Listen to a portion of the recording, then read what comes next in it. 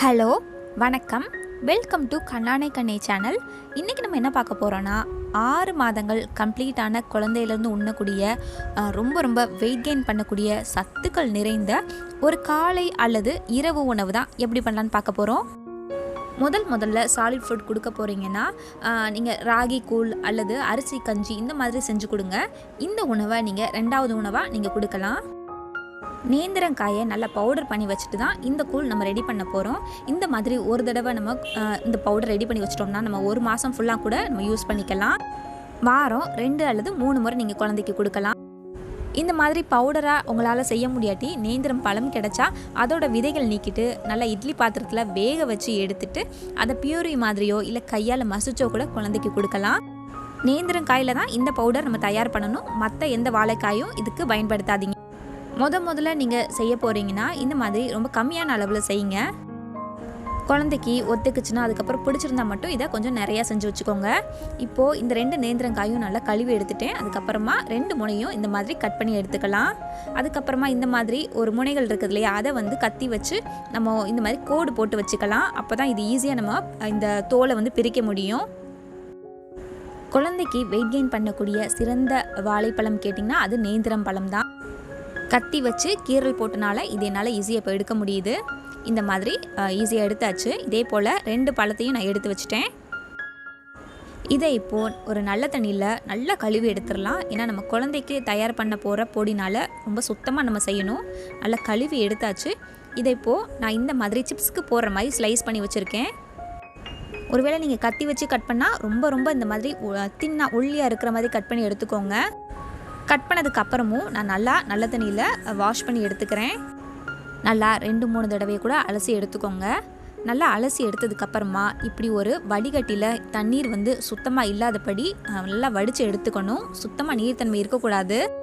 நல்லா வடித்து எடுத்ததுக்கப்புறமா இப்படி அகலமான பாத்திரத்தில் இப்படி நல்லா விரித்து நம்ம நல்லா காய வச்சிடணும்.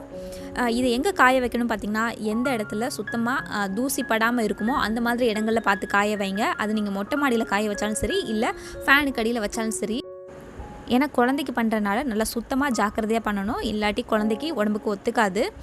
வெயிலில் வைக்கும்போது பார்த்திங்கன்னா இந்த மாதிரி ஒரு வெள்ளை துணி இருக்குது இல்லையா, அதை நல்லா அது மேலே போட்டு விரிச்சுக்கோங்க. அப்போ தான் ஏதாவது பூச்சிகள்லாம் கடிக்காமல் நம்ம பார்த்துக்க முடியும். இப்போ சம்மர் ஆரம்பிக்க போகிறனால சீக்கிரமே இது காஞ்சிரும். நான் வீட்டிலையே ஒரு 2 நாள் நல்லா ஃபேனுக்கு அடியில் வச்சுருந்தேன். பாருங்கள், இந்த மாதிரி இருக்குது. அப்படியே சிப்ஸ் மாதிரி இருக்குது பார்க்குறதுக்கே. இப்படி பாருங்கள், சவுண்டு நல்லா வரும். சுத்தமாக நீர்த்தன்மையே இல்லாமல் அழகாக காஞ்சிருச்சு. இப்போது இதை ஒரு மிக்ஸி ஜாருக்கு நம்ம மாற்றிட வேண்டியதுதான். 2 வாழைக்காயிலே பாருங்கள் இவ்வளோ கிடச்சிருக்கு. இப்போ வாசனைக்காக 2 போல் ஏலக்காய் இதில் சேர்த்துக்கிறேன். இதில் சேர்த்துக்கலாம், இல்லை சேர்த்துக்காம கூட இருக்கலாம். இதை இப்போது நல்ல பவுடராக அரைச்சி எடுத்து வந்துடலாம். நல்லா அரைச்சாச்சு பாருங்கள். சின்ன ஒரு துண்டுகள் கூட இல்லாதபடி நல்ல பவுடர் ஆகிடுச்சு.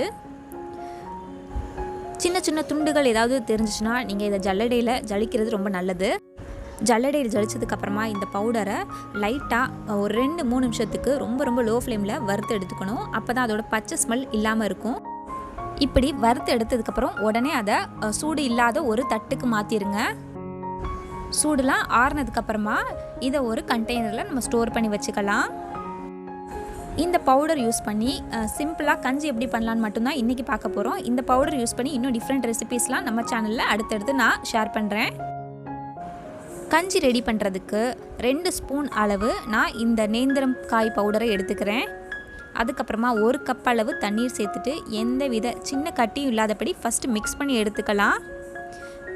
மிக்ஸ் பண்ணதுக்கப்புறமா இதை இப்போது ஸ்டவ்வில் மாற்றிடலாம். மீடியம் ஃப்ளேமில் இதை கைவிடாமல் நம்ம தொடர்ந்து மிக்ஸ் பண்ணலாம். 5-6 நிமிஷத்துலேயே இது அழகாக ரெடி ஆகிடும். இதோட கன்சிஸ்டன்சி பாருங்கள், இந்த மாதிரி இருக்கும்.